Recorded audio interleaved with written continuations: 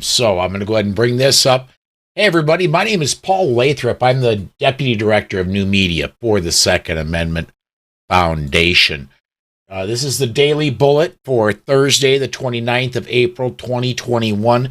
Joining me today, good friend, longtime co-worker over on the Polite Society podcast, Rob Morse.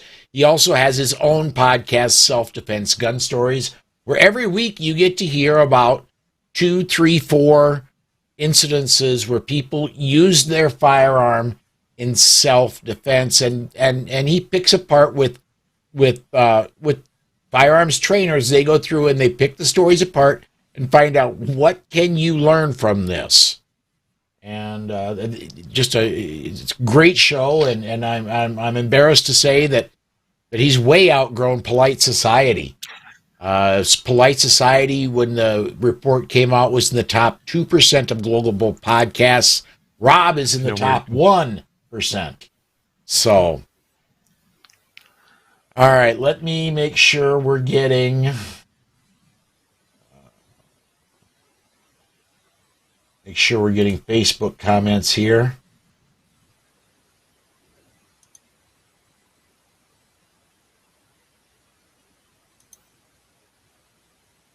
All right, we should be getting Facebook comments and YouTube comments. I don't want to remind everybody, please, if you're watching live and you want to comment, go ahead and put your comment up. We'll get it on the air if it's relevant to what we're talking about. That is one of the things I love about my job, is I get to converse with regular people, with people that are out there fighting just like we are. So, and we get to do that on a daily basis. Let's go ahead, Rob. Let's start with the first story. Where did I put it? I've got it if you want. Okay. Well, Defense Distributed, let me tell a little bit about it off the cuff. The SAF is helping with the lawsuit Defense Distributed has against several states' attorneys general that are trying to stop Defense Distributed from exercising their First Amendment rights and giving out data. And that case got a big win today. Yeah, let's set the larger context. What was it, 5-6 years ago? Defense Distributed came out with files, computer files. If you had a 3D printer, print the lower of a handgun. Right. Later, when metal printing came out, they looked at printing those in metal. When desktop machining came out, they said, oh gosh, cut some slots, drill a few holes. We wouldn't make a gun that is built exactly the same way as you'd either inject a plastic gun or machine from a solid gun, but it has the same mechanical features. Well, suddenly you and I can build our own guns at home. Right. That's always been true. The original shotgun was something that a blacksmith beat together off a forge. Then a gunsmith fitted parts. Well, there have always been homemade guns. When you look at the definition of a gun, a slam fire shotgun, I think it now costs about $15, takes a drill as the only tool required, maybe a screwdriver. You can go build your own shotgun by going to Lowe's. Oh, it takes a hacksaw because you have to buy a length of pipe and cut it to size. Right. Well, now we've got built at home, pretty reliable semi-automatic pistols. And of course, the people who hate freedom went nuts. It turns out that there was a concern with the Department of State and the export of arms to foreign countries. And the State Department said, these are handguns. These are common as dirt. They're available around the world. They've been manufactured around the world. This is not a high-tech transfer. These aren't the code to build encryption microchips. This is a piece of aluminum. Right. It's not the internal workings of a thermonuclear device either. But there we go. And therefore, the Department of State entered into a consent decree that said, we don't care. Go forth. Issue these files. Not our problem. Well, then a bunch of state attorneys general said, oh no, what if someone in our state built their own gun? Oh, buddy, that's been legal since before the United States was formed. It was never made illegal. You're the guy who's trying to make it illegal through extra legal means.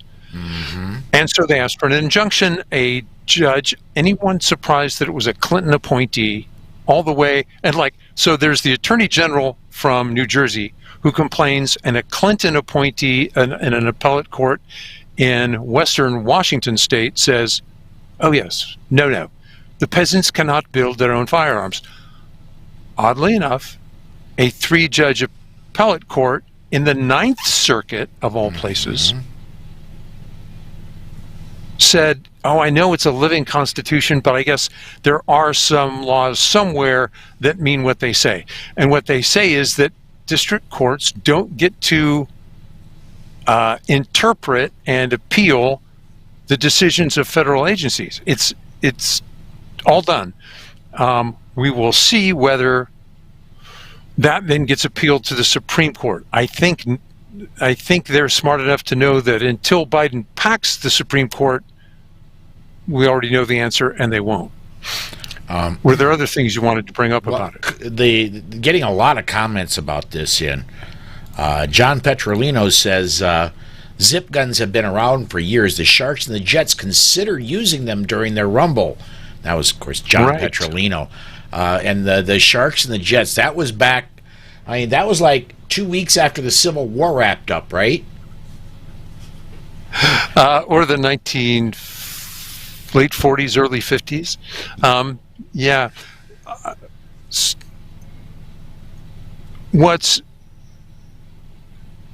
I think is important is that we understand what this does. The cat's out of the bag. You can't make people unknow something. Yes. You can say, oh, guns you build at home need to have a serial number. I propose I'll call mine Paul, you call yours Rob. To be followed by George, to be followed by Henry. All they had to be was unique. They didn't have to be alphabetical. They didn't have to be in numerical order. They didn't even have to be a number. You could use Arabic, Greek, and Hebrew, add in Cyrillic characters as well, in any order you choose. Throw in some Japanese kana. They just have to be uniquely identified. Because heaven knows you're not starting with 1 and I'm not starting with 2. Kyle over on Facebook asks, question, are NFA items covered under the 2A? I thought I read that the NFA are not covered by the 2A. Second Amendment, quite simply, a well-regulated militia being necessary to the security of a free state, the right of the people to keep and bear arms shall not be infringed. Now, I'm speaking for Paul Lathrop. That seems pretty darn clear to me. And whether it's on a government list or not, if it's an arm, I believe that means it shall not be infringed. I honestly believe, and I've said this before on the air on different platforms, you ought to be able to go in with cash and buy any firearm you want to buy. You ought to be able to get anything from a 1022 all the way up to an F-22 Raptor that has nuclear-tipped missiles on it, and be able to buy that and without the government even knowing about it, let alone giving their permission. Is there a waiting period on the F-22, Paul? I think there is, yeah.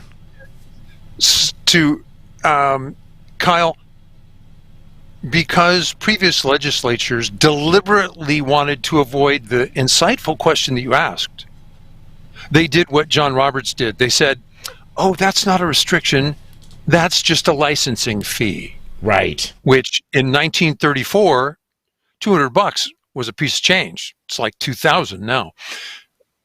Later in 1968, they said, oh yeah, we have to put a serial number on all guns that are being sold through an FFL. You realize before then, you didn't. Guns that maybe they had a lot number. Unless they were sold to the government, they frequently did not have serial numbers. So the notion that all your guns have to have a serial number, you go, really? What about the guns are durable goods? What about guns that were sold or manufactured more than 53 years ago? So Biden can pretend that guns disappear overnight. They don't. No. Two more comments I want to get in here. David over on Facebook said, "It is my understanding that you can make your gun, however, you can't help making it." Meaning, and he followed up with, "You can't have a buddy run the drill press." I believe that's, according to the letter of the law, I believe that's accurate. There were cases where they were having building parties where a bunch of 80% lowers would be acquired and jigs and that, and the places where that were hosting these got into problems because it truly has to be homemade. Well, Paul, some of these build parties were at a machine shop where the guy said, "You press the run button." Now, what is true is that you can have your buddy with the machine shop make all the jigs and fixtures in the world. So here's a drill guide, so you don't have to position that hole. You just go down the ceramic guide and the hole's exactly where it should be. By the way, here's the original drill, the larger drill, and the ream to size. Now it's a near perfect hole. So you can use tooling. By the way, that's typically what's done with the AK builds. Yeah, and here's where the Biden administration has said that they want to make it that anything that can be made into a firearm is serialized. They're specifically going after 80% lowers. But as you discussed, what about if I have a block of aluminum and a home mill, a computer-controlled mill? Are they going to serialize every block of aluminum in existence? Are they going to tease you? Yeah. The answer would be yes. In billet form, no. When it's extruded as a long bar, no. But every time it's cut to a length shorter than a handgun, then I guess it would have to be serialized. By the way, they wanted to do this not only with the receiver, but with all gun parts. All gun parts would be serialized and treated as a firearm. You realize half the springs in the world are now firearms? Absolutely. If you buy, there is a spring in this pen right here, and I would hate to have to serialize these springs. You know, that's I'm not going to tear it apart right now to expose the little spring in the pen, but trying to get a number on that spring, oh, you're gonna drive the prices of those things. David says they're gonna have to serialize solid aluminum wheel chocks. Precisely. Yep, you got it. Meaning the law will be absurd, unenforceable, and then selectively enforced.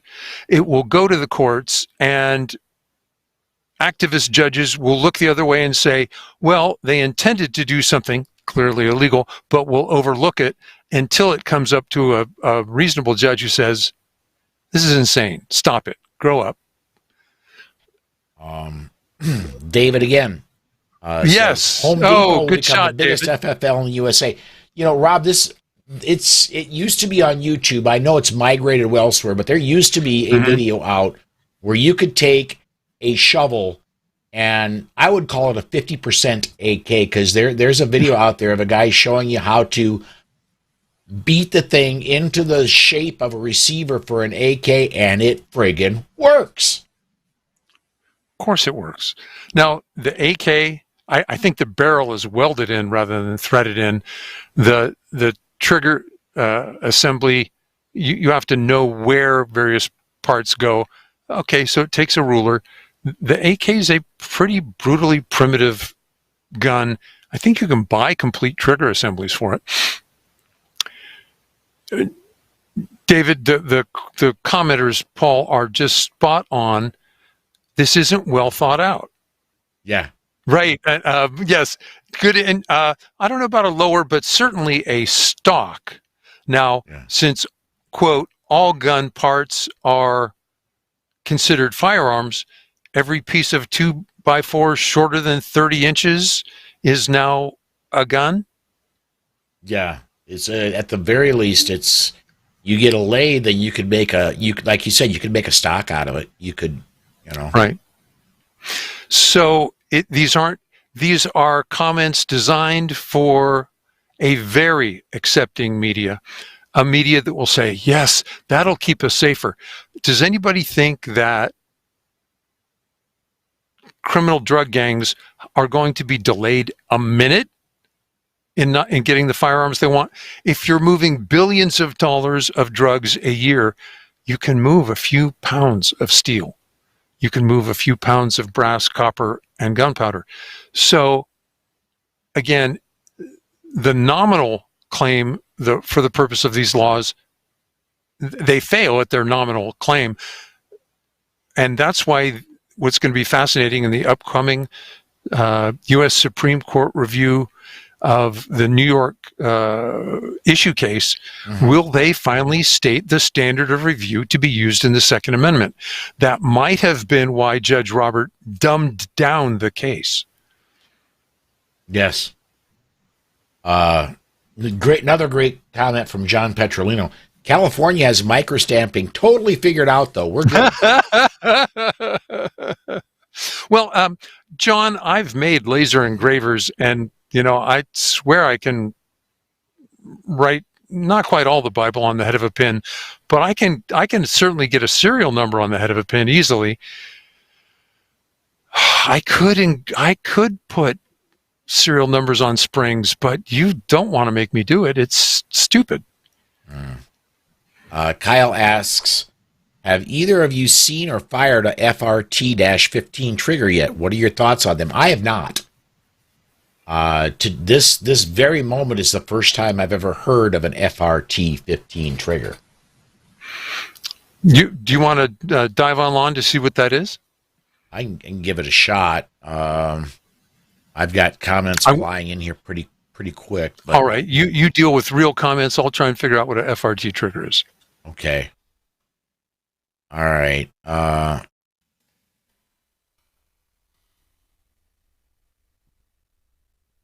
David. Forced reset. Okay. Forced reset, is that so? That's it. Meaning it would have a spring that once the firing happened, it would go back to reset. That what with what happened with bump stocks, I don't know that that is going to be very close. The ATF jumping on that. Right. Yeah. No, I haven't even tried any of the binary triggers yet. I've never fired a bump stock intentionally, although I have had firearms that were just set a little too close, double on me, and oops, had to put in more over travel, so that didn't happen on accident. It's amazing that we have people making laws about things they don't understand for billionaires who are not afraid of criminals having a gun. The billionaires are afraid of us. And when you realize that the FBI now has, is acting more like a junta than a law enforcement agency, I understand why they're concerned. They should be. They should change their behavior to avoid this cold civil war from becoming hot. Corey says, I don't see how the ATF would move on the FRT trigger when they aren't touching the binary system. That's a point. Corey. But you could see that it could happen easily and it could happen simultaneously. I've not. I have no opinion because I've not used one. I have used bump stocks before. They are fun. I don't know that they're extremely practical, but they are a huge grin inducer, and they will burn you up some ammo in a hurry. Yeah, less fun now that ammo costs went up 4 to 5-fold. Corey, legislators, as near as I can tell, are lazy. They can make laws. They should make laws. They should do legislative review to see if their laws worked the way they claimed they would. They often do none of those. They ask executive branch agencies to say, what we really meant is this: go change the rules, ostensibly the rules written to implement the law, to do something else. Well, through the horrible precedent of executive agency preference, sometimes that's enough.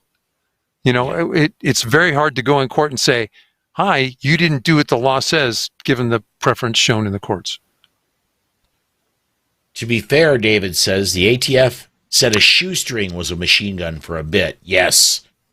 And anybody that has any mechanical background at all can take an AR-15 and a couple of good-sized rubber bands and recreate what any bump stock could do.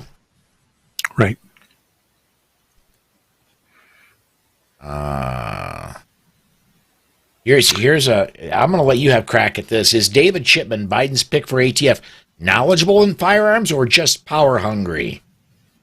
Rob, I'm going to let you go first on that one. He was selected because he would do what his political masters wanted him to do. I don't think he's respected through the technical branch of the ATF. But remember, the ATF has been involved in some horrible things over the years. I mean, he was intimately involved in killing a bunch of innocent civilians in Texas. Mm-hmm. Or at least defending those that did. Right. So he was, it's like the Soviet Union, where executives are chosen for their political leanings, not their technical ability. All right. Ha! John Petrolino. Whoops. It's the ATF guys. I saw that. Yeah, the AFT guys, yes. Oh. Yes. Wow. Yeah, there you go, John.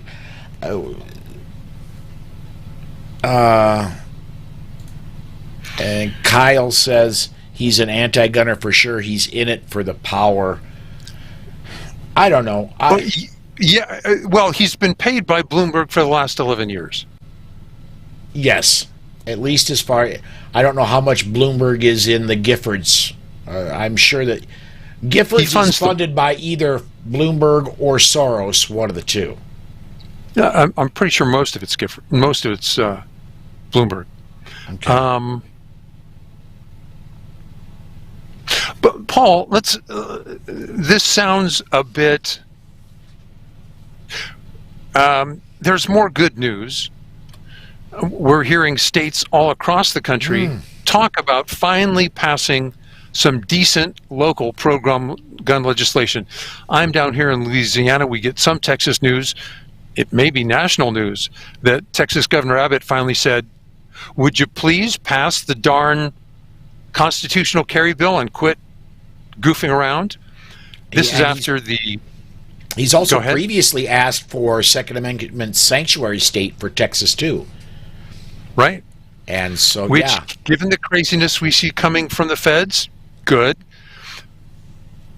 What's interesting is the lieutenant governor in Texas is an appointed position, or is an elected position rather than appointed. Yes. Dan Patrick has political aspirations. If he doesn't do it now that everybody's looking at him going, come on, Danny. By the way, his last name, Colonel Allen, who am I thinking of? Allen West. Oh, Allen West is now the state Republican Party chairman in Texas. There may not be anywhere to hide if Patrick fumbles this. I think you and I can argue whether this is the great unwashed masses finally calling their legislators and say, hey, get off, we need you to finally deliver. Or is this for example, this legal decision might be years and years of work, and we're just seeing all those earlier cases that SAF litigated, and then the final result of Trump's judicial appointees. Now we get wins in both arenas. You know, and we discussed when we were getting ready to go on, when we were getting ready to go live, there are a number of states. Oklahoma just on Monday officially became a Second Amendment sanctuary state when the governor signed the legislation, and that they are now, and I did my first article for the Gun Mag today in a couple of weeks since I started having issues, that now Oklahoma is the 9th Second Amendment sanctuary state. You can have Second Amendment sanctuary cities and counties, but where the things get interesting and where their teeth go in is when there's a state level legislation with governor's signature that's saying no state or local law enforcement may assist federal agencies in any regulations other than what's already in place.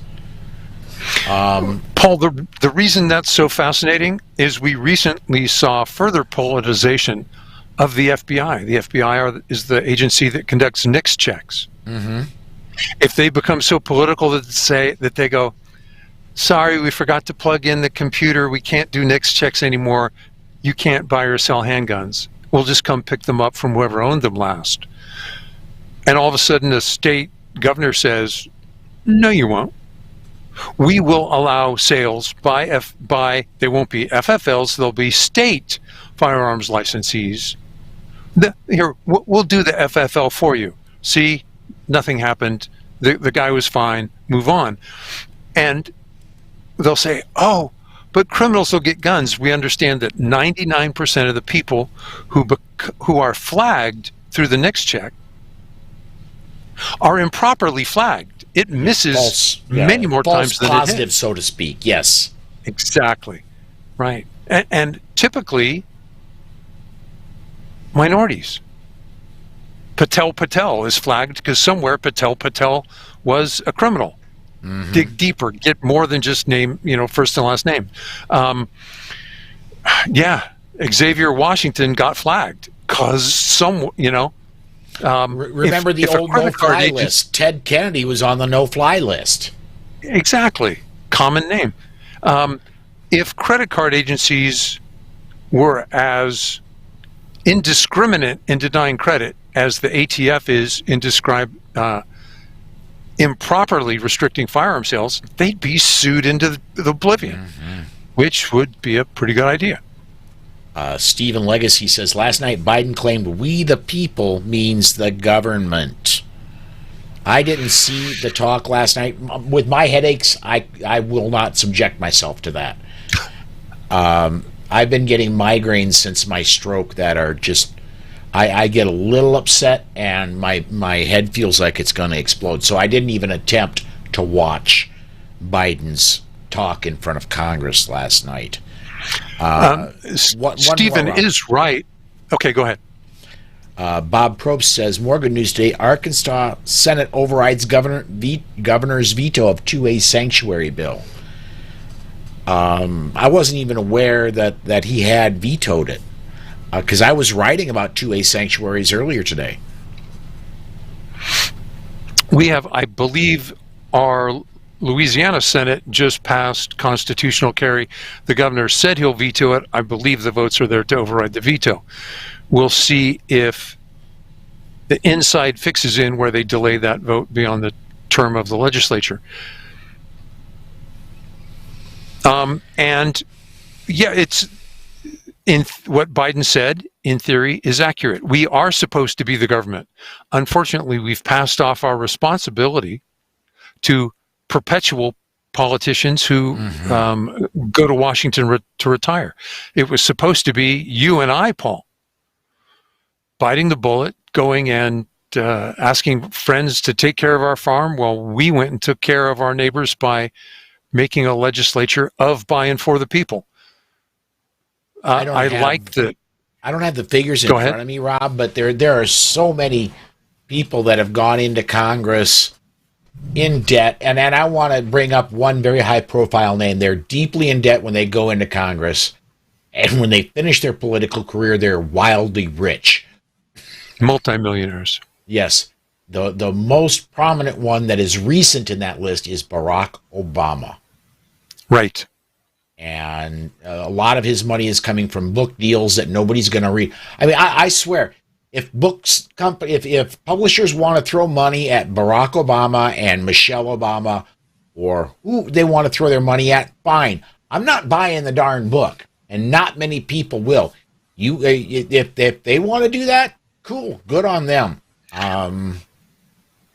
Hillary Clinton did not become what I think she's worth hundreds of millions. Mm-hmm. She did that by selling access at the State Department to international corporations and foreign governments.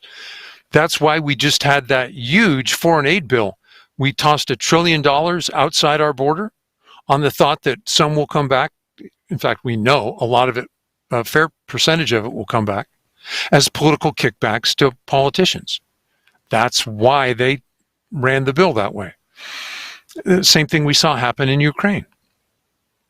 We're already late, but I want to get this one in as well. Oops, sorry. Could it be if the state goes to a sanctuary, they could lose federal money? I think what Trump did with the immigrant sanctuary cities, I could be wrong. Gene, you're kind of right, but it depends on how far the state wants to push it. The state could say, okay, you're not going to give us any federal money. That's okay, because all the taxes are filed through the state anyway. Federal government, you'll get your money when we get ours. That's going to be a court battle. Right. In the meantime, the state will have the cash. Yes. Exactly. Did you say, as usual, we're over? A few minutes, Paul. Yeah, we're only a couple minutes over. Not for polite society, that's on time. Yeah, exactly. Joe Biden doesn't even know his name half the time. That's why his old nickname was the Bumbling Joe. You know, exactly right, Diane. I hesitate to bring this up on air. I've said it in many private conversations. I don't believe Joe Biden's going to finish a 4-year term simply because I don't think he was fit when he took the oath of office. Right. I think that was kind of the design when he took Harris as his running mate. The question will be whether they want to replace him before or after the midterm election or before the 4-year election. Yeah. All right. Well, I think we are going to go ahead and set it aside there. Rob, thank you again, man, for joining me and for helping me get through these. Seriously, man, my brain is so frazzled lately. Rob, on the way out, before we go, self-defense gun stories and your blog, let people know what they are and how they can get to them. There we go. Well, I host the Self-Defense Gun Stories podcast. I get to co-host the Polite Society podcast with Paul. My blog is at slowfacts.wordpress.com, and from there, the writing's picked up at Clash Daily and the Daily Surge. I write the Armed Citizen column on Amaland, and every couple of weeks, I get to visit with you and my buddy Paul. All right. One last, Josh Kramer says, I prefer Uncle Joe, just like they called Stalin in World War II. Touche, Joseph. Or Josh, sorry. Absolutely. All right, we are going to shut it down here. Please join me again tomorrow, 5 p.m. Central Time. The guest tomorrow is going to be Alex Uli. We're going to be talking about the Stand Your Ground and the new anti-riot laws that went into effect in Oklahoma and Florida. And he's an Indiana attorney. He cannot give you legal advice carte blanche over the internet, but we're going to be talking in generalities about those things. So thank you, everybody, for watching. Thank you for commenting. Come join us again, 5 p.m.